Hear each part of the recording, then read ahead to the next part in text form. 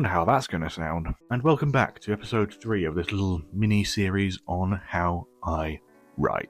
So, we've spoken about how I outline, how I develop characters, and now, finally, we're going to go on the setting. So, like with everything, I know I'm going to sound like a broken record, but a lot of these general ideas for the setting, the worlds and stuff, has been stewing away in my mind for years before they eventually got onto paper. So with that, there's a lot of time spent developing these ideas, and there we go, a lot of stuff that's been forgotten, remembered, re-forgotten, re-remembered over a long time. But let's just go again from just the basic start of where this all came to be. Oh, and again, one last thing, I keep saying it again, disclaimer, absolutely zero generative AI is used in any of my creative process because I'm an actual artist, not a grifter. Right, so I recorded that entire video and the microphone died. So now I've got to do the entire thing again. This fucking thing cannot hold its charge for shit. So, let's try again. So, setting. How do I do it? Well, that's what this video is for. Like, as I've gone on a broken record throughout this series thus far, in the past couple of videos, get a lot of my ideas from dreams. So, like I said, story ideas, character ideas, but also setting from dreams. Much like in those examples, they come from subtle points of the inception of an idea versus a fully fledged idea, because they need to make sense in the world proper, and they need to tie in with the themes of the story I'm trying to tell, and vibes alone does not a story make. But of course vibes are a significant point of motivation in idea generation as well. Something as simple as just a certain feeling that gets conjured from picturing a certain place and time.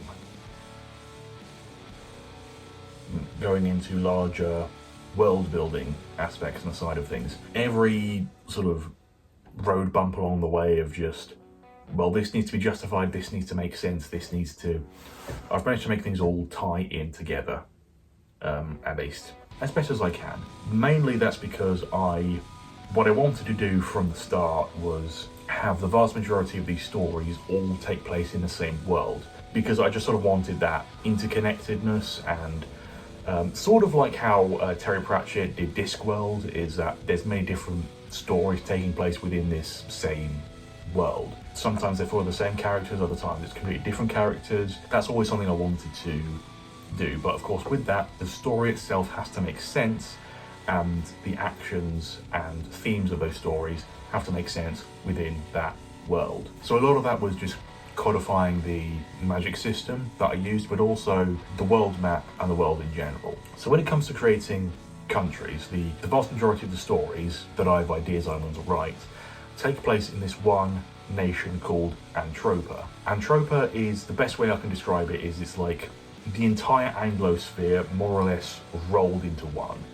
It's America, England, Canada, and even like bits of Australia and New Zealand as well, all fused into one mega nation superpower, basically the hub of my stories and ideas, where they come from, as in someone in the Anglosphere is what I know best, unfortunately. But of course there are other nations, and a lot of them tend to be, you know, they play a stage on the scene and I've got ideas in them. So for example, there's a nation I've got called Eldamore, which is a bit like the UK, but sort of minus England. So just sort of like Wales, Scotland and Ireland, a little bit more tied in with its Celtic history. So a little bit more historic, a little bit less of a major significant superpower on the world stage as Antropa is, but still a significant nation. And there's also like my equivalent of France, which I call the Principality of Beauregard, which is again a much smaller version of sort of the France that it is in our real world. It's not really like a one-to-one, but it's that kind of vibe I go for. And so with that is, of course, it has to match the themes and the vibes of the story. So one of the fundamental aspects of this is that the story and its corresponding setting usually came first, and I had to basically structure the whole world around it to make sense. So you had the blue sun in this rainy, grey dystopian city, which I created and turned into Kennetra, which basically then ended up becoming one of the biggest and main major cities of Antropa. And there's another city called Harson, which is on the other side of the nation. So Kennetra is more on like the west, whereas Harson's more on the east. Harson's more of like a New York City style thing, but still equally kind of dark and depressing and dystopian in a way as well. Those are always the stories, and again there's more stuff in kind of nature as well. So for example, my other project I'm working on, Never Human, is set in a more quiet, tranquil nature setting. So you've got a lot of sort of mountains, lakes, forests. Why is that so difficult for me to say? And the way I picture that is kind of more of like Western Canada type of setting, so that kind of Vancouver-esque area, but more of like the rural areas, as well as sort of a little bit of the Lake District in the UK, which is also in the northwest. So that kind of vibe I'm trying to go for with that setting-wise, and from that is just making it make sense in the world proper. So where the setting of Never Human is so Ashall and Oakton, they're kind of more northwestern. So kind of like the western half of Antropa is more kind of England coded, whereas the east is sort of more America coded. That's sort of how I'm kind of framing it, is because that's just where it lined up, to be honest. But of course you've got like those two major cities and all the other aspects of stuff surrounding it, and you know, getting that world map to, even if you haven't written a physical map, drawn a physical map, still just that fundamental understanding of, you know, the different nations and where they sit. So another significant aspect is the era and their corresponding technology. So a lot of my ideas are set roughly kind of modern day-ish. So Never Human and the Blue Sun, they're roughly modern day. Never Human sort of roughly about 20-30 years prior to the Blue Sun, so kind of more like 1990s roughly. But I've got some ideas that go all the way back to like the early 50s, late 40s. Again, like understand the technology of that time that was available, but also the attitudes of the people, the inhabitants, and who's going to be there. So for another story idea I've got planned later down the line is set in Eldamore in around like roughly 1948, or like the equivalent era, in this small fishing village. So it's going to be, again, technology much further back, it's going to be much harsher, and mindsets are going to be a lot more traditional, conservative, and that kind of idea, and sort of how, you know, that informs the characters, but also the setting as well, the harshness of the winters there, and just, you know, being out at sea as well is like not an easy job. I've seen shows of like trawlermen and like fishermen, like it is not an easy job. Big respect to those guys. So how do I write that setting into my outlines? It's going to be fundamentally weaved into the story, but for reference in my outlines, I just have like a handful of paragraphs just giving a very simple like cliff notes, just rundown of everything. So for example, for Never Human, what I've got, Ashall and Oakton, two small towns in a mountainous region in the northwest of Antropa around Lake Asher. So large lake, so of course you've got a lot of fishing and other water related activities. Very nearly said water sports, that's something very different. Not that I know anything about that. But yeah, just the general kind of the nature, the flora, the fauna. But again, like it's very simple here because I know a lot of the extra context in my head already. The way it works with my mind is that I have this here to jog my memory. If I don't put it there, it will just sort of like stew away in there, and like it stays in there, but it's difficult to like probably get it out there.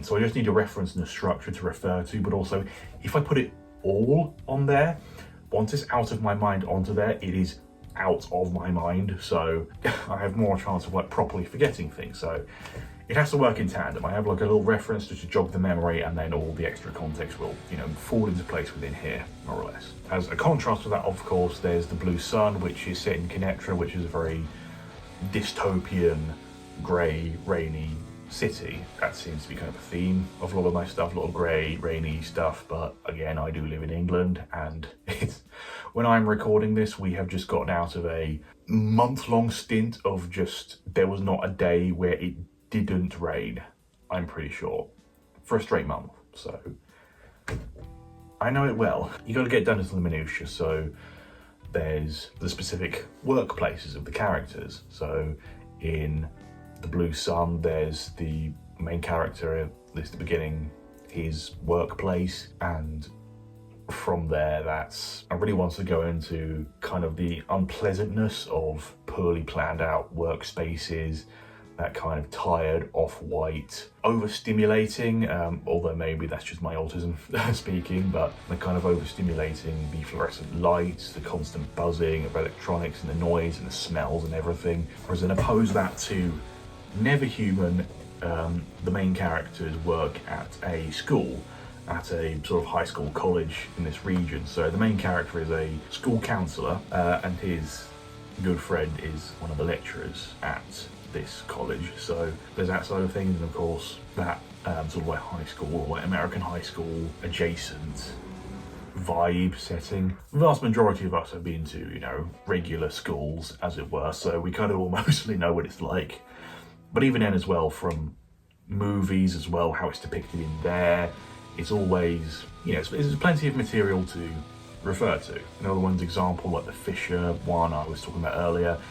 There's, what's the boat like? What is the fishing village like? What is the main character's home life like? Their house, or like, say the local pub or the bar, all the sailors and fishermen, spend way too much time at. Of course, with stuff set in Harson, what's that going to be like? And that again ties back to the era and the corresponding, because I forgot one aspect. There's this one story, again, further down the line, that's going to be set in Harson, but it's set sort of roughly late 70s, early 80s, because I've always wanted to have something that has the vibe of that gritty 1970s cinema kind of, like Taxi Driver.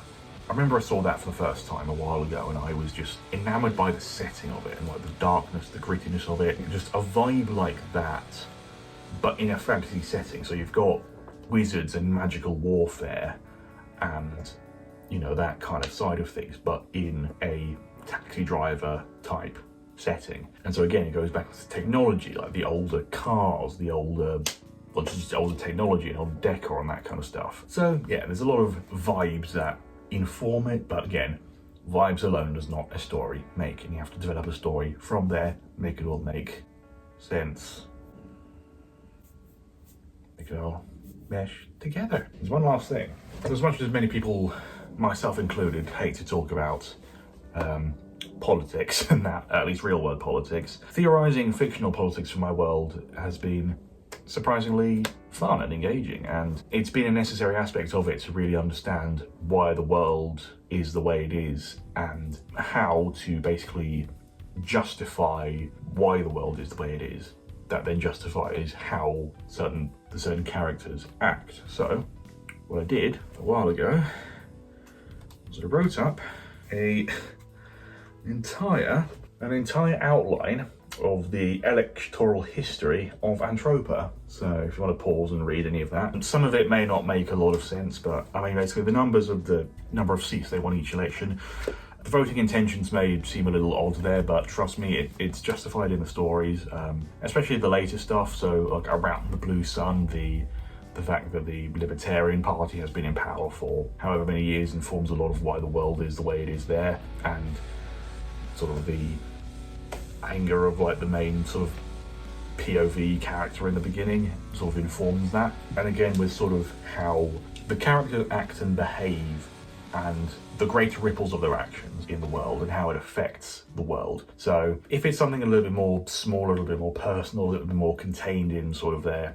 relative thing, that's not going to have that much of, say, greater effects on the world at large, perhaps apart from maybe stopping something that could have grown into something greater, whereas there's other story ideas that do deal with significant, like grand effects on the world stage that the characters end up committing, that do end up affecting how the world reacts to that, how the populace reacts to that in you know, future stuff and all of that. So there's just all these little things that come in and weave together, and it just, you know, it's like there's so much of it, and yet it is some of the most fun I've ever had doing anything.